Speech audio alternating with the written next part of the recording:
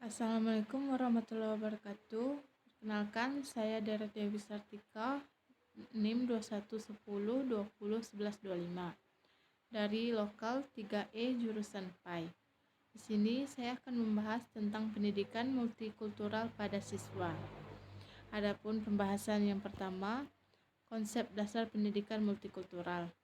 Konsep dasar pendidikan multikultural adalah setiap peserta didik harus diberikan kesempatan yang sama tanpa memandang perbedaan kondisi, baik suku, budaya, jenis kelamin, dan lainnya.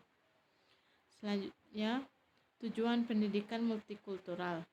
Tujuan yang pertama, memaksimalkan fungsi sekolah dalam menghadapi keberagaman peserta didiknya. Tujuan yang kedua, melatih peserta didik dalam bersikap positif terhadap keberagaman suku, etnis, budaya, dan kelompok yang berbeda dengan dirinya. Tujuan yang ketiga, mengasah keterampilan sosial peserta didik dalam berinteraksi. Tujuan yang keempat, mengajarkan peserta didik atas pentingnya keberagaman dan cara menghargai perbedaan. Selanjutnya, teori-teori pendidikan multikultural. Menurut para ahli, menurut teori Anderson dan Kusar tahun 1994, 320. Pendidikan multikultural dapat diartikan sebagai pendidikan mengenai keberagaman kebudayaan.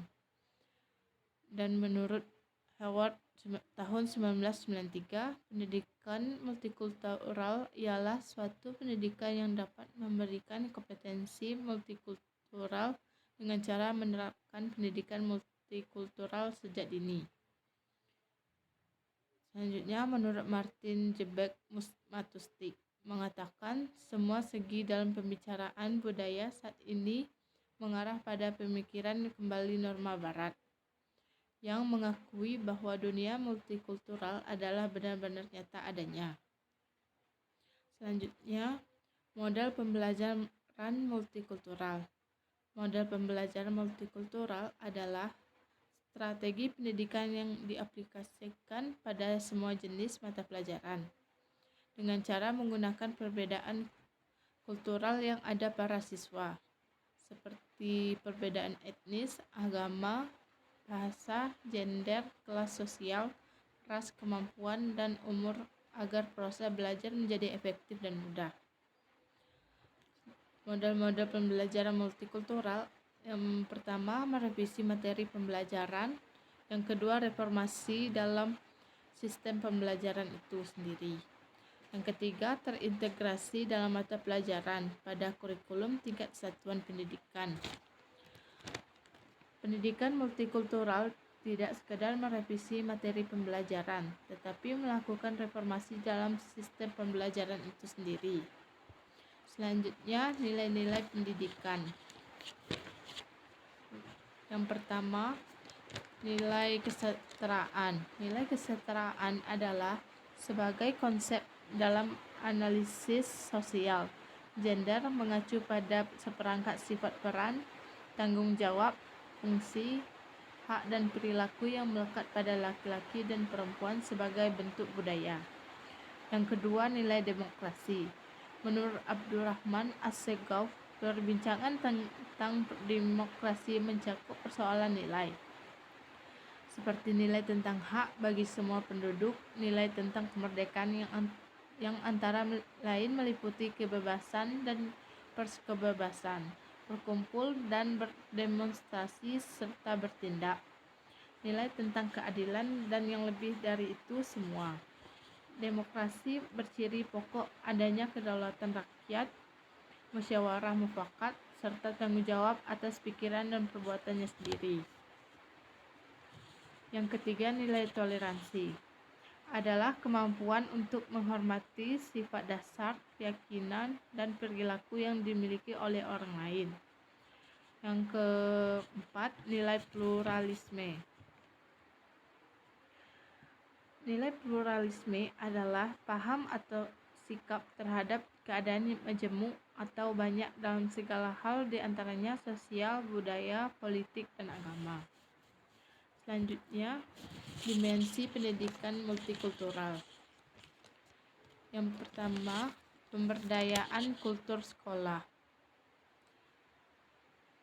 Pengelompokan dan pelabelan praktik partisipasi olahraga, ketidakseimbangan dalam prestasi dan interaksi staff dan seluruh siswa, antar etnik dan ras. Yang kedua, pengurangan prasangka. Dimensi ini fokus terhadap karakteristik sikap rasial siswa dan bagaimana mereka dapat dimodifikasi dengan metode dan materi pengayaan. Yang ketiga, pedagogi. Ini ada ketika guru mengubah pengajaran mereka dalam cara yang memfasilitasi pencapaian akademik siswa dari kelompok ras, budaya, dan sosial kelas yang beragam. Selanjutnya, integrasi konten.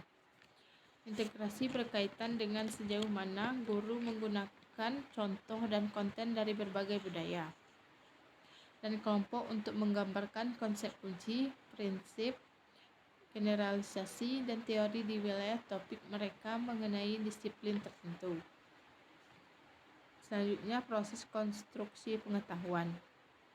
Hal ini terkait dengan sejauh mana guru membantu siswa untuk memahami, memeriksa, dan penentuan bagaimana asumsi budaya implisit, kerangka acuan, berpandangan, dan bias dalam pengaruh disiplin terhadap cara pengetahuan dibanggain dalamnya. Selanjutnya, sekian presentasi saya dan tugas saya ucapkan. Terima kasih. Wassalamualaikum warahmatullahi wabarakatuh.